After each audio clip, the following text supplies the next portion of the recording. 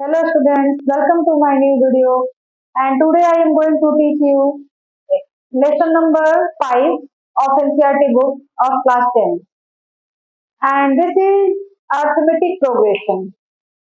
This is very important chapter and today we start lesson number 5. This is arithmetic progression. Arithmetic progression जो है इसको हम लोग हिंदी में कहते हैं समांतर श्रेणी। ठीक है, यह जो चैप्टर है क्लास 10th के लिए, क्लास 12th वालों के लिए और इसके आगे भी जब कभी आप कॉम्पिटिटिव एग्जाम देंगे किसी सरकारी जॉब के लिए तो उसमें भी काफी इंपॉर्टेंट चैप्टर होता है।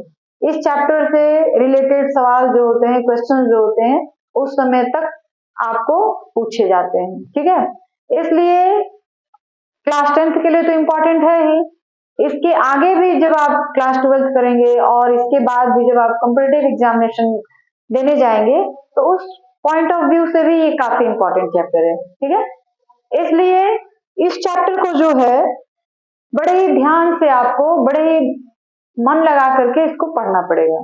ठीक है, और काफी अच्छे तरीके से इसको समझने की कोशिश करिएगा। हम भी जो है कोशिश ये करें कि इतनी सरल भाषा में आपको बताएं और समझाएं कि आपको पूरी तरीके से समझ आ जाए। ठीक है, और चलिए इसी के साथ हम लोग अपने आज इस नए चैप्टर को स्टार्ट करते हैं। एनसीईआरटी की बुक का लेसन नंबर 5 है। यहाँ पर हमने एनसीईआरटी की जो न्यू बुक है उसको हमने फॉलो किया हुआ है। पुरानी बुक में भी यही दिया होगा, लेकिन पुरानी बुक में क्या है कि थोड़े से चैप्टर जो हैं ज्यादा हैं। चैप्टर ज्यादा नहीं, जो एक्सरसाइज है चैप्टर के अंदर जो एक्सरसाइज है वो ज्यादा कर दिए गए हैं।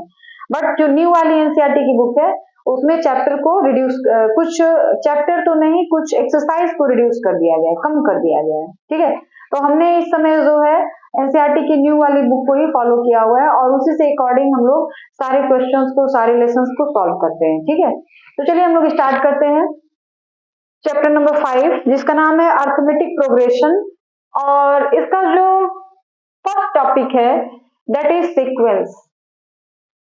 अर्थमेटिक प्रोग्रेशन का जो फर्स्ट टॉपिक है इट इज सीक्वेंस। ठीक है, अब सीक्वेंस क्या है? Some numbers arranged in a definite order according to a definite rule are said to be a sequence. ठीक है, तो ये सीक्वेंस क्या है? सीक्वेंस जो होता है इसमें एक नंबर नहीं होते हैं। सीक्वेंस कई नंबरों का कलेक्शन होता है, समूह होता है। ठीक है, और वो सारे नंबर जो होते हैं, सीक्वेंस के जितने भी नंबर्स होते हैं वो सभी एक डिफिनिट रूल को फॉलो करते हैं। जब आप सीक्वेंस लिखने जाएंगे तो सारे नंबर्स जो लिखे जाएंगे वो डिफिनिट रूल के तहत लिखे जाएंगे। ठीक है, तो ऐसे नंबरों का कलेक्शन विच ओबे अ डिफिनिट रूल। ठीक है, एक ऐसा नंबर या ऐसे नंबर का कलेक्शन जो किसी अरेंज किए गए हैं किसी ऑर्डर के अकॉर्डिंग, किसी रूल के अकॉर्डिंग, किसी रूल को वो फॉलो कर रहे हैं। ठीक है, तो यहाँ पे हमने सीक्वेंस का डेफिनेशन लिख रखा है, some numbers arranged in a definite order according to a definite rule are said to be a sequence. ठीक है, the number occurring at the nth place of a sequence is called its nth term denoted by tn और an। फिर जैसे देखिए कोई भी sequence होता है, जैसे हमने अगर यहाँ पे एक सीक्वेंस लिख लिया, मान लीजिए सीक्वेंस है तो कई सारे नंबरों का कलेक्शन होगा। हमने यहाँ पे एक नंबर लिखा हुआ है 2 4 6 8 10 12 एंड सो ऑन। तो यहाँ सारे नंबर्स जो हैं एक डिफिनिट रूल को फॉलो कर रहे हैं और वो डिफिनिट रूल क्या है कि सारे ये जो सीरीज है, जो सीरीज है वो 2 से स्टार्ट हो रहा है और हर नंबर में अगर आप 2 2 ऐड करते जाएं तो आपको जो ये सीरीज है, ये जो सीक्वेंस है वो आपको मिलता जाएगा। इसमें हमने 2 ऐड किया, सॉरी ये तो फर्स्ट टर्म है 2, इसमें हमने 2 ऐड किया 4, 4 में 2 ऐड किया 6, 6 में 2 ऐड करेंगे 8, 8 में 2 ऐड करेंगे 10, 10 में 2 ऐड करेंगे। तो ये किस रूल को फॉलो कर रहा है? ये इस रूल को फॉलो कर रहा है कि हर प्रीवियस टर्म में हम लोग क्या कर रहे हैं, 2 ऐड करते जा रहे हैं और हमको उसके बाद वाला जो टर्म है वो मिलता जा रहा है। ठीक है, तो देखिए यहाँ पे the number occurring at the nth place, अब जो लास्ट में नंबर होगा, मान लीजिए यही तक हमने रखा, तो ये जो लास्ट का नंबर है eight the nth place of a sequence is called its nth term denoted by tn और an। सीक्वेंस जो हो, चाहे छोटा हो चाहे बड़ा हो, उसका जो लास्ट टर्म होता है it is called nth term और डिनोटेड बाय tn और an। जो लास्ट टर्म होता है उसको या तो हम tn कहते हैं या फिर an कहते हैं। क्लियर, बात समझ आई है? जैसे यहाँ पे देखिए दिया गया है tn लास्ट टर्म, जिस फॉर्मूले को वो ऑबे कर रहा है, tn is equal to 2n plus 1, putting n is equal to 1 2 3 4 and so on, we get, अगर हम n की जगह 1 रख दें तो 2 इंटू 1 2 प्लस 1 3, 2 रख दें 5, 3 रख दें 7, 4 रख दें 9, 5 रख दें 11, उसी तरह 6 रख देंगे कुछ और मिलेगा, 7 रखेंगे कुछ और मिलेगा, 8 रखेंगे कुछ और मिलेगा।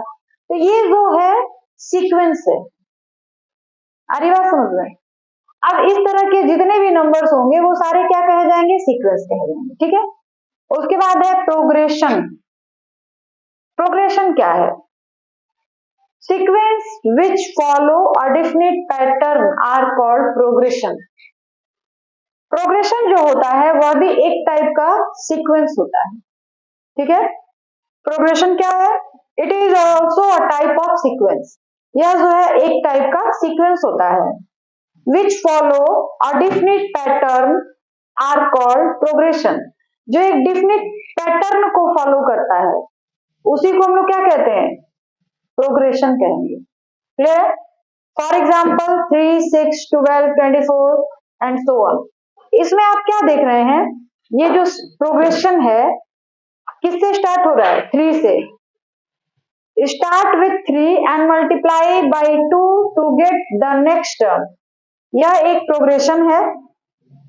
इसमें आप क्या देख रहे हैं कि यह जो प्रोग्रेशन है वो किससे स्टार्ट कर रहा है, 3 से, और हर टर्म को अगर हम 2 से मल्टीप्लाई करते जाएं, हर टर्म को हमने क्या किया है, 2 से मल्टीप्लाई किया हुआ है, तो अगर हम हर टर्म को 2 से मल्टीप्लाई करते जाएं तो उसके आगे वाला नेक्स्ट टर्म जो होगा हमको मिलता जाएगा। So it is a progression. आगे बात समझ में कि यह जो है एक प्रोग्रेशन है और progression is also a sequence. आप इसको सीक्वेंस भी कह सकते हैं, प्रोग्रेशन भी कह सकते हैं। आगे बात समझ में? तो यह जो सीक्वेंस है इसी को हमने प्रोग्रेशन इसलिए कहा है क्योंकि यह जो है डेफिनिट पैटर्न को फॉलो कर रहा है। और वो पैटर्न क्या है, नंबर जो है 3 से स्टार्ट हो रहे हैं और हर नंबर को हमने क्या किया है, 2 से मल्टीप्लाई कर दिया है, तो उसके बाद वाला नेक्स्ट टर्म जो हो रहा है हमको मिलता जा रहा है। So it is a progression. आगे बात समझ में?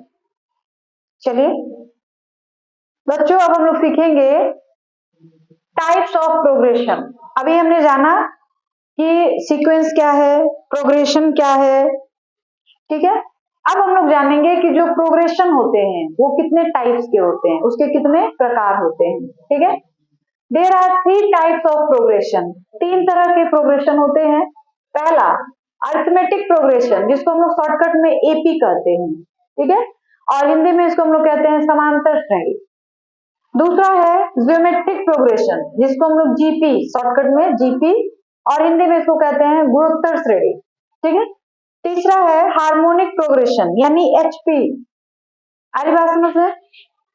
अब एनसीईआरटी की बुक के हिसाब से आपको केवल एक ही प्रोग्रेशन के बारे में पढ़ना है and that is arithmetic progression. ठीक है, प्रोग्रेशन जो है 3 तरह के तो है, लेकिन आपको केवल एक ही पढ़ना है और वो है अरिथमेटिक प्रोग्रेशन। तो हम लोग इसी के बारे में जानेंगे। बाकी दोनों जो प्रोग्रेशन है इसके बारे में हम लोग क्लास 12th और 11th में जानेंगे। तो चलिए स्टार्ट करते हैं।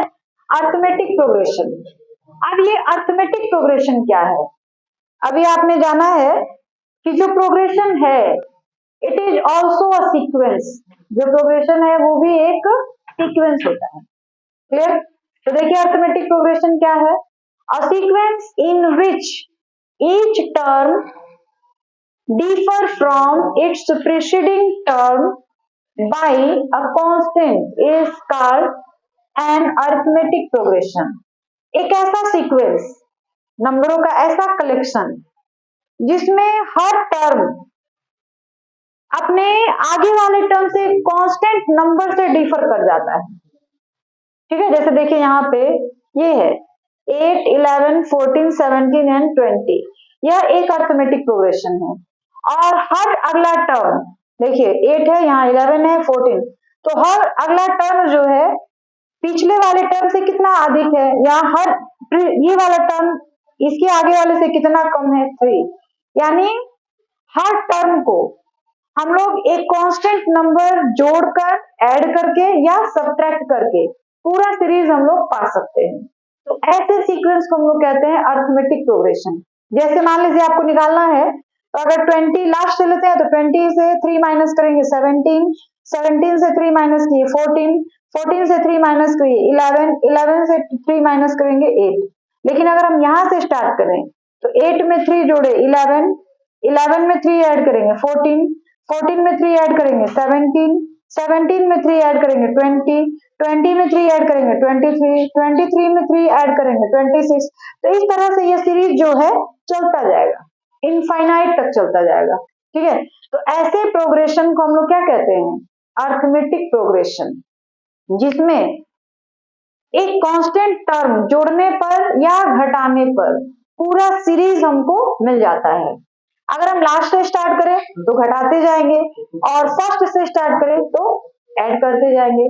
तो जो नंबर आप हर टर्म में से घटा रहे या जोड़ रहे, उस कांस्टेंट नंबर को हम लोग कहते हैं कॉमन डिफरेंस। जो कांस्टेंट नंबर आप जोड़ रहे हैं या घटा रहे हैं उसी को हम लोग कहते हैं कॉमन डिफरेंस। ठीक है, और कॉमन डिफरेंस हम लोग किसको दिखाते हैं, किससे दिखाते हैं? डी से या फिर सीडी से। जो कॉमन डिफरेंस है उसको हम लोग कैसे रिप्रेजेंट करते हैं? या तो डी कहते हैं या फिर सीडी कहते हैं। ठीक है, तो देखिए एग्जाम्पल यहाँ पे दिया हुआ है, एक प्रोग्रेशन दिया है 8, 11, 14, 17, 20।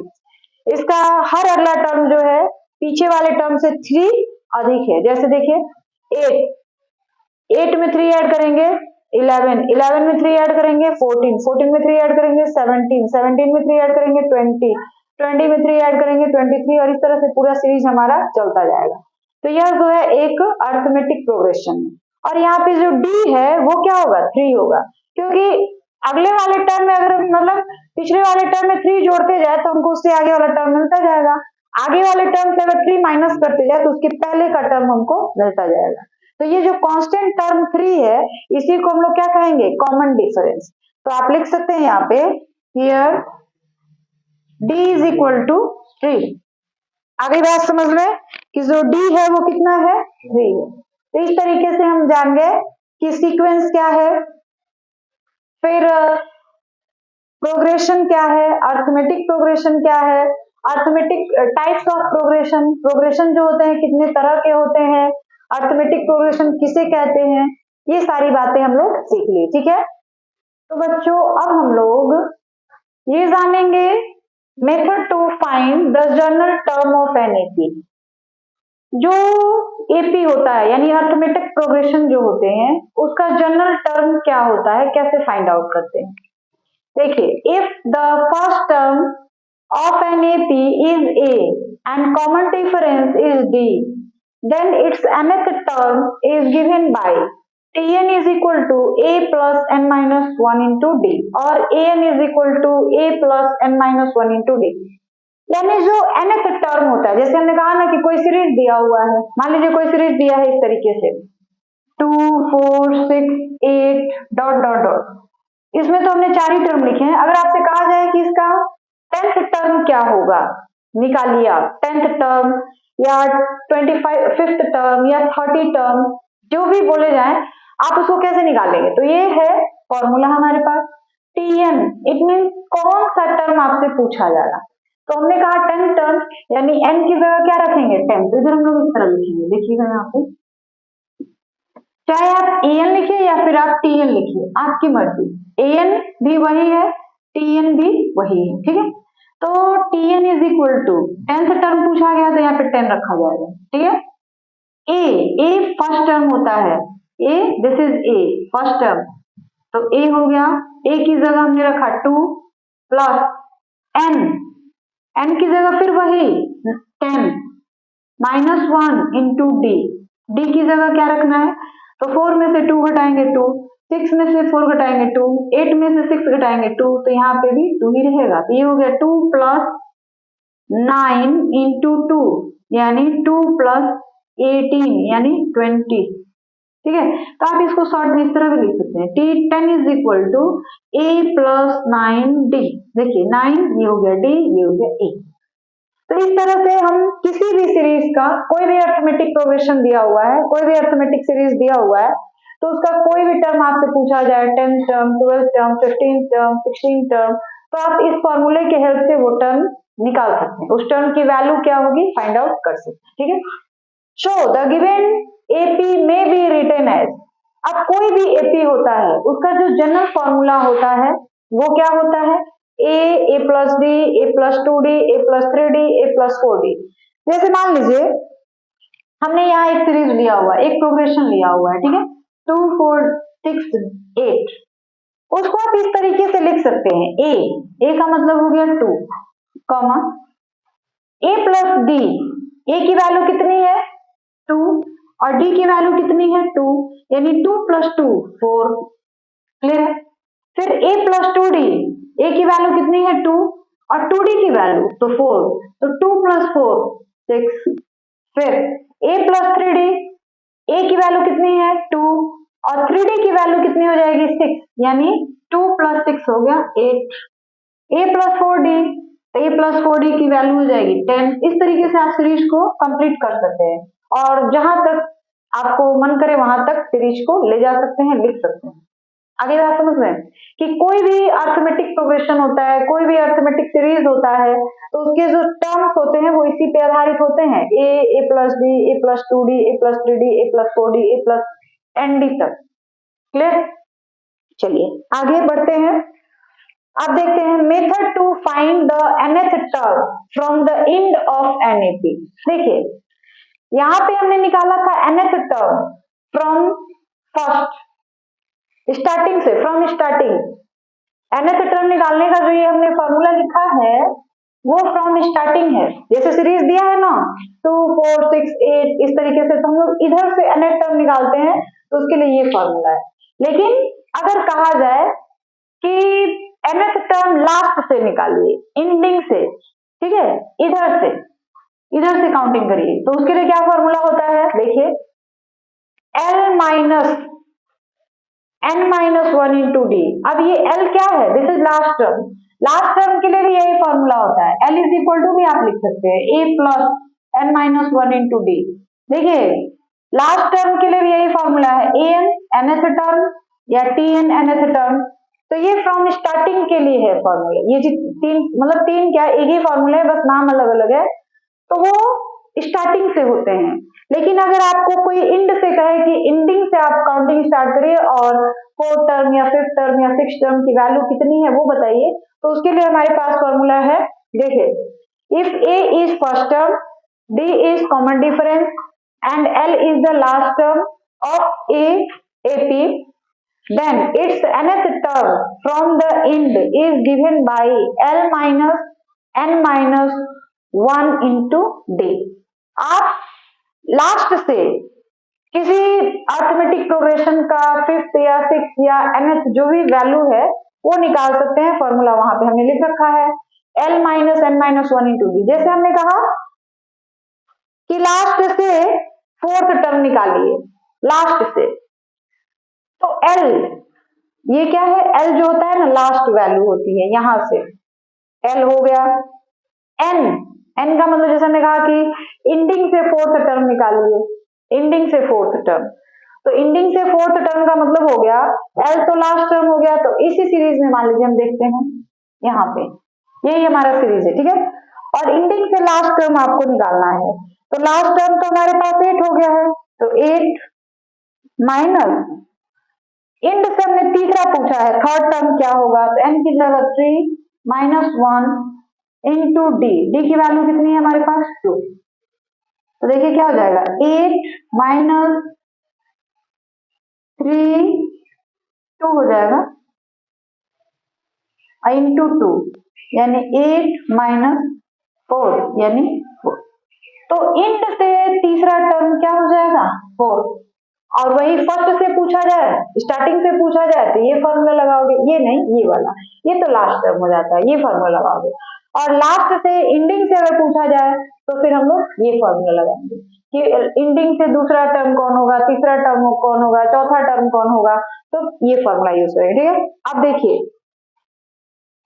Then first term L minus first term पूछा जा रहा है, तो एन की जगह क्या रखेंगे 1 माइनस 1 इंटू डी यानी केवल एल हो जाएगा। Second term L minus second term पूछा गया है तो एन की जगह 2 माइनस 1 इंटू डी यानी एल माइनस डी।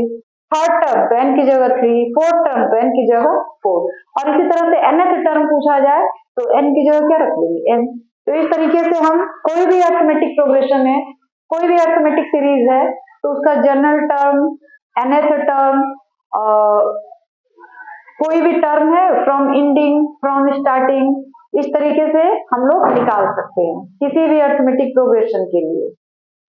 तो स्टूडेंट्स अब तक हमने सीखा कि अरिथमेटिक प्रोग्रेशन क्या है, प्रोग्रेशन क्या है, अरिथमेटिक सीरीज क्या है, सीक्वेंस क्या है, उनके जनरल टर्म क्या होते हैं, जितने भी फॉर्मूले थे वो हमने सीखा। अब हम लोग अभी भी फॉर्मूला ही सीख रहे हैं, अब हम लोग सीखेंगे arithmetic mean between two numbers. मान लीजिए if A B are in A P, A capital A यही है arithmetic mean and B are in A P, we say that a is the arithmetic mean between a and b is given by। तो जो a है वो क्या है, दो numbers हैं ए बी, और उनका ये जो a है ना इन दोनों नंबरों का अरिथमेटिक मीन है, शॉर्टकट में उसको हम लोग एम बोलते हैं, एम। तो एम निकालने का मतलब है कि जिन दो नंबरों के बीच में आपसे मीन, जिन दो नंबरों का मीन आपसे पूछा जा रहा है उन दोनों को जोड़ के 2 से क्या कर दीजिए डिवाइड कर दीजिए, कोई भी दो नंबर हो, अगर उन दोनों का अरिथमेटिक मीन आपसे पूछा जा रहा है तो आप क्या करिए दोनों को सिंपली ऐड कर दीजिए और 2 से डिवाइड कर दीजिए। चाहे जो भी नंबर हो आप उसको जोड़ के 2 से डिवाइड कर देंगे तो उन दोनों नंबरों का आपको अरिथमेटिक मीन मिल जाएगा, ठीक है। तो ये तो हो गई अरिथमेटिक मीन की बात। Sum of n term of AP, एक आपको एपी प्रोग्रेशन दिया हुआ है, अरिथमेटिक सीरीज दिया हुआ है और उसमें जितने टर्म्स हैं, जैसे मान लीजिए एक सीरीज हमने यहाँ पे लिखा हुआ है 2 4 6 8 डॉट डॉट डॉट 20 तक, 20 टर्म है इसमें, ठीक है।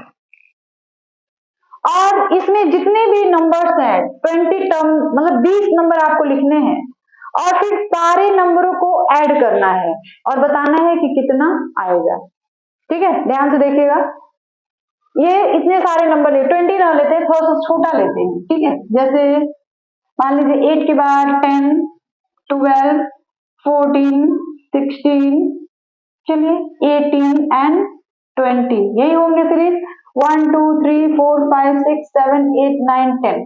अब इन सारे नंबरों को आपको जोड़ना है, ठीक है। तो कितना आएगा इसके लिए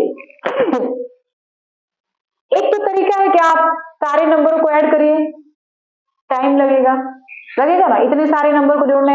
यार यहाँ तो नंबर आपके काफी छोटे छोटे हैं तो आसानी से जोड़ सकते हैं, लेकिन कोई बहुत बड़ा बड़ा नंबर है और उसको आपको ऐड करना है तो क्या करेंगे, अगर आप जोड़ने बैठ गए तो बहुत ज्यादा टाइम लग जाएगा। तो उसके लिए हमारे पास ये फॉर्मूला है n/2। देखिए कि इसमें कितने नंबर्स हैं 1 2 3 4 5 6 7 8 9 10, ठीक है 10 नंबर्स हैं। तो आपको 10 नंबर को ऐड करना है। अरे बात समझ में, सीरीज दिया हुआ है और इस सीरीज में 10 नंबर्स हैं और 10 नंबर्स को आपको ऐड करने हैं, कितना आएगा वो बताना है। तो हम लोग ये फॉर्मूला डायरेक्ट अप्लाई करते हैं, ठीक है। n/2, n की जगह कितने नंबर है इसमें, पहले तो a इक्वल टू क्या है 2, d is equal to 4 minus 2 2, n is equal to 10, मतलब इन सारे नंबरों को काउंट कर लीजिए। अब इस फॉर्मूले पे रखते हैं n/2 यानी 10/2, 2 a की जगह 2, n-1 n की जगह 10 माइनस 1 इंटू d की जगह 2, ये हो जाएगा 5, 2 2 जा 4, 9 9 इंटू 2 18, 5 इंटू 18 प्लस 4 22, और फिर 5 2 जा 10, 5 2 जा 10 और 11 110। इन सारे नंबरों को हम जोड़ेंगे तो हमको क्या मिल जाएगा 110। तो देखिए कितने कम समय में हमने इस फॉर्मूले के हेल्प से इन सारे सीरीज को ऐड करके हमने निकाल दिया कि कितना आएगा। ठीक है, देखिए n/2 कितने नंबर से वो रखा, तो 10 नंबर से, तो 5 हो गया। 2a a की जगह 2 4 हो गया। n-1 n की जगह भी 10 रखेंगे तो 9, 9 इंटू 2 18, 18 और 4 22, अब 5 का 22 में इंटू 5 2 जा 10, 5 2 जा 10 और इधर का कैरी 11, यानी इन सारे नंबरों को जोड़ेंगे तो हमको क्या मिल जाएगा 110। तो आप जोड़ेंगे तो काफी टाइम लगेगा, तो उसके लिए हमने एक यहाँ पे फॉर्मूला लिख रखा है जिसको हम, लेकिन शर्त ये है कि ये जो नंबर हो अर्थमेटिक प्रोग्रेशन में हो, ये नहीं कि यहाँ 2 है तो यहाँ 8 वहां फिर 12 फिर 11, इस तरीके से नहीं होने चाहिए। जो प्रोग्रेशन हो, जो सीरीज हो, वो अर्थमेटिक प्रोग्रेशन हो। सारी बात समझ में, अर्थमेटिक सीरीज हो तभी ये वाला फॉर्मूला आप अप्लाई कर सकते हैं। किसी भी नंबर को जोड़ना हो तो भी ये फॉर्मूला अप्लीकेबल नहीं हो पाएगा, ये केवल अर्थमेटिक सीरीज के लिए ही अप्लीकेबल होता है। अगर कोई सीरीज दिया है, चाहे जितना भी बड़ा हो चाहे जितना भी छोटा हो, और अर्थमेटिक प्रोग्रेशन में वो है, अर्थमेटिक सीरीज में है, तो आप इस फॉर्मूले से उसको ऐड करके आसानी से निकाल सकते हैं। लेकिन अगर अर्थमेटिक प्रोग्रेशन में नहीं है तो फिर ये फॉर्मूला वहां पे यूजफुल नहीं हो पाएगा। ठीक है, अब देखिए 2a को हमने क्या किया a प्लस a, तो 2a बराबर a प्लस a तो लिख ही सकते हैं n-1 इंटू डी। अब a plus n-1 into D को हमने लास्ट टर्म कहा था, nth टर्म कहा था, जिसको हम लोग an लिख रहे थे या tn लिख रहे थे, अभी हमने किया हुआ था उसमें। तो इस पूरे की जगह हमने l लिखा। ठीक है, तो a और ये पूरा किसके बराबर हो गया l के बराबर। तो अब एक और फॉर्मूला बन गया, या तो आप ये यूज करिए या फिर direct n/2 a plus l use कर लीजिए। क्लियर, जैसे यही है हम लोग यूज करते हैं, ये तो हमने फॉर्मूले से निकाला, इस फॉर्मूले से अगर निकालते हैं तो क्या हो, देखिए n/2 10/2 a की जगह 2 और लास्ट टर्म क्या है 20, तो ये हो गया 5 और ये हो गया 5 इंटू 22, फिर से आ गया 110। तो आप ये भी फॉर्मूला यूज कर सकते हैं या फिर ये भी फॉर्मूला यूज कर सकते हैं अर्थमेटिक सीरीज को ऐड करने के लिए, उसके नंबरों को ऐड करने के लिए। ठीक है, अब अगली बात जो है, रिमेंबर ऑलवेज, ये चीजें आपको हमेशा याद रखनी है। अर्थमेटिक प्रोग्रेशन में ऐसा होता है, आपको ऑलवेज याद होना चाहिए। पहला 3 नंबर्स इन एपी, अगर आपको कोई 3 नंबर एपी में लेना हो तो हम क्या लेंगे a माइनस डी, a और a प्लस डी। सबसे छोटा नंबर है a माइनस डी, सबसे बड़ा नंबर है a प्लस डी और मिडिल वाला नंबर है a। कभी भी कहा जाए कि एपी के 3 नंबर लीजिए तो आप इसी तरीके के लेंगे। 4 नंबर लेने हो तो a minus 3d, a minus D, a plus D और a प्लस 3d। सबसे छोटा नंबर ये है और सबसे बड़ा नंबर ये है। 5 नंबर्स हो एपी में तो a minus 2d, a plus 2d, सबसे छोटा नंबर ये और सबसे बड़ा नंबर ये, बीच के ये सारे नंबर से, यानी a minus 2d, a minus D, a plus D, a plus 2d, ये 5 नंबर आप ले सकते हैं। तो ये चीज आपको हमेशा याद रखनी पड़ेगी कि जब भी हम लोग अर्थमेटिक सीरीज में 2 नंबर या 3 नंबर, 2 नंबर तो नहीं 3 नंबर लेने होते हैं तो इस तरीके के लेते हैं, 4 लेने होते हैं तो इस तरीके के, 5 लेने होते हैं तो इस तरीके से लेते हैं। ठीक है, इस तरीके से हमने अर्थमेटिक प्रोग्रेशन में जितने भी इंपॉर्टेंट फॉर्मूला थे, जितने भी इंपॉर्टेंट आइडेंटिटीज थी, डेफिनेशंस थे, वो सारे हमने एक्सप्लेन कर दिए हैं। ठीक है, अगली वीडियो में हम लोग एक्सरसाइज को सॉल्व करेंगे, एनसीईआरटी की बुक को हम फॉलो करेंगे और उसके एग्जाम एक्सरसाइज को सॉल्व करेंगे। जितने भी यूजफुल फॉर्मूले थे, डिफिनीशंस थे, आइडेंटिटीज थी, वो सारी हमने अभी आपको एक्सप्लेन कर दी। ठीक है।